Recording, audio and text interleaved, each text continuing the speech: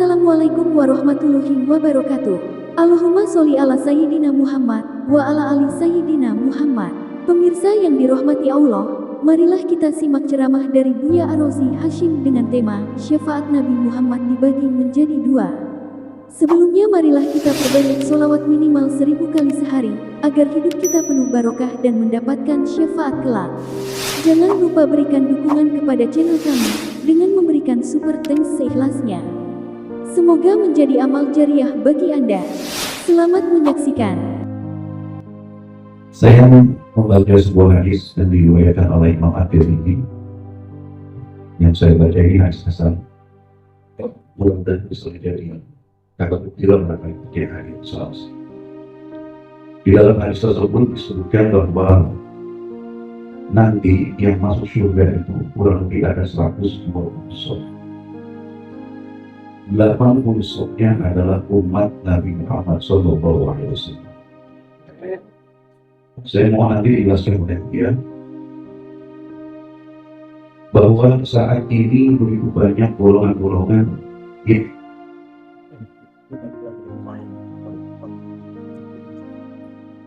mic-nya ngambek. tapi kalau kita lihat dari jumlah yang begitu banyak, rasa-rasanya kalau di Indonesia ini ya khusus Lina Batin Mukhtar kemudian 8 sok bukan kita lebih ya mohon dijelaskan lebih ringkis warahmatullahi wabarakatuh. Salam. Bahkan lebih dari itu litaksir, hanya menunjukkan banyak, hanya menunjukkan, dalam bahasa Arab disebut litaksir, taksir kasrah, banyak, kasrah yukatsiru taksiran. Jadi umat Nabi Muhammad nanti bersaf-saf,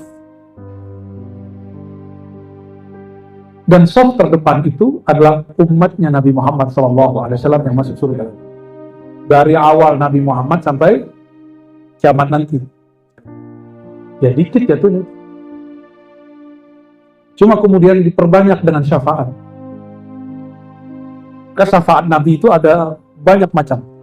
Kita bagi dua aja, syafaat uzma dan ghair uzma. Syafaat agung dan yang bukan agung. Syafaat agung ini khusus untuk para wali-wali Allah. Jadi kalau wali Allah dapat syafaat agung, tidak hanya nanti di akhirat, tapi semenjak di dunia, dan ketika dia sakratul maut, ketika dia alam barzakh. Pernah nggak pergi ke suatu wilayah, turun pesawat, tapi nggak diperiksa?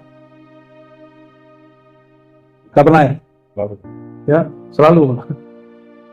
Itu saya kalau lagi diundang, kalau yang punya kota ngundang, maka dia langsung sambut. Itu nggak ada yang berani meriksa. Di situ saya punya analog. Kalau saya datang ke suatu kota, tinggi kota itu sama kita, yang lain tunduk semua, nggak ada yang berani nanyain mana suratmu. Ada yang berani dong. Dulu zaman-zaman antigen, ini kan sekarang udah dihapus nih. Antigen PCR itu sudah nggak diperiksa. Padahal emang nggak ada juga. Emang nggak ada.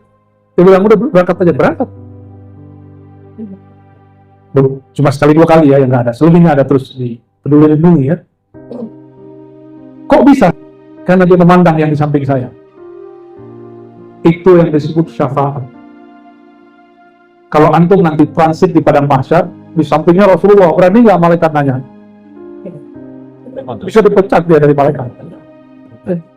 Masuk alam barzakh, mau diperiksa sama malaikat Munkar Nakir. Munkar Nakir ini kan jenderal, bintang 1 lah ya. Ini jenderal mau nanyain kita, samping kita ada Nabi Muhammad yang ngasih bintang dia. Gimana? Sanggup nggak dia nanya? Langsung dia, siap. Lanjutkan. Kalau perlu diangkatin kopernya. Begitu nanti. Jadi orang-orang yang mendapatkan syafaat ini lebih cepat daripada yang masuk surga tanpa hisab dan azab. Apa bab mereka?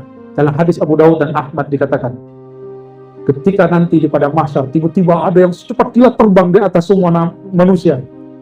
Yaghbituhumul anbiya wasyuhada. Para nabi dan para syuhada iri dan positif terhadapnya.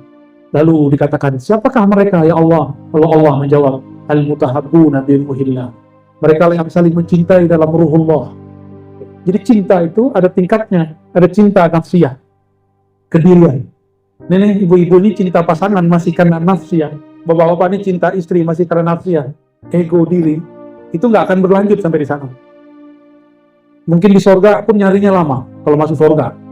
Kalau enggak, nanti di padang mahsyar, suami sama istri nggak mau ketemu. Kata suami, saya dulu zolim kepada istri. Kata si istri, saya dulu khianat kepada suami. Pergi semua. Yauma yafirrul mar'u min akhihi. Pada saat itu seseorang lari dari saudaranya, dari pasangannya, dari ayah bundanya, dari kawannya, dari atasannya, bawahannya. Atasan pernah menzalimi bawahan, bawahan pernah mengkhianati atasan. Saudara benci saudara, tusuk dari belakang, nggak berani ketemu. Gimana Pak? Kalau nggak dikasih syafaat, lewat. Ya.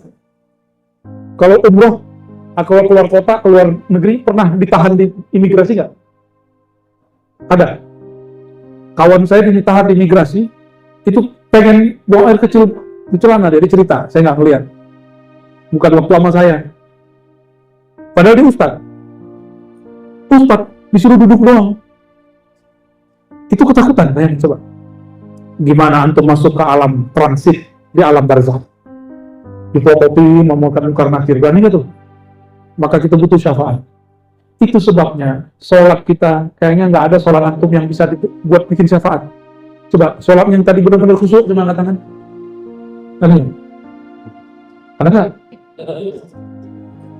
Nggak ada ya? Pak tentara khusyuk nggak ada? Khusyuk. Gimana kiai? Berhenti aja di kiai kalau nggak khusyuk. Gimana membimbing umat sholat itu nggak khusyuk? Bimbing dulu diri kita kepada Allah, baru bimbing orang lain. Nggak kenal jalan ke Bandung, ngajak orang ke Bandung, sesat nggak? Nggak kenal jalan ke Allah, ngajak orang ke Allah, sesat nggak? Muter-muter. Jalan ke Allah itu gampang, bukan keluar, ke dalam. Karena Allah mengatakan, wa nahnu aqrabu ilaihi min hablil warid. Wa idza sa'alaka ibadi anni fa inni qarib. Jika hambaku bertanya kepada engkau tentang aku, katakan aku sangat dekat. Jalan menuju Allah itu dekat sekali. Maka di akhir itu nanti ada yang dapat syafaat langsung dari Allah, ada yang syafaat langsung dari Rasulullah. Dua golongan ini yang akan selamat. Itu yang diperbanyak oleh Allah. Syukurnya masing-masing mereka dapat kuota. Bisa bantu 70 ke atas, 70 ke bawah. Kira-kira begitu kalau ditaksirkan, diperbanyak. Maka baik-baik sama waliullah, ya, baik-baik sama ulama yang tulus kepada Allah. Kalau nggak sepaham, nggak usah menyerang, berhusnuzon saja. Ulama kan bukan nabi, pasti ada salahnya. Kalau dia wali, antum singgung dia. Jika dia tersinggung, yang tersinggung bukan wali, yang tersinggung, yang mencintai wali itu siapa? Allah, man adali waliyan faqad azantuhu bil harb. Siapa yang menyakiti waliku, aku nyatakan perang kepadanya. Jadi orang yang merangi wali siap-siap hidupnya gelisah aja bawaannya, walaupun dia ustaz. Dia ustaz wali syaitan, kan wali dua Pak. Jadi pilihannya di akhir zaman ini wali dua aja, wali syaitan, wali rahman. Wali syaitan, wali Allahur Rahman. Wali syaitan kerjaannya menyebar kebencian, wali rahman menyebar rahman, menyebar rahmat Allah. Maka kalau ingin kenal wali, satu saja. Yang Rahman menyebar rahmat Allah, yang syaitan menyebar kebencian. Sudah ketemu belum?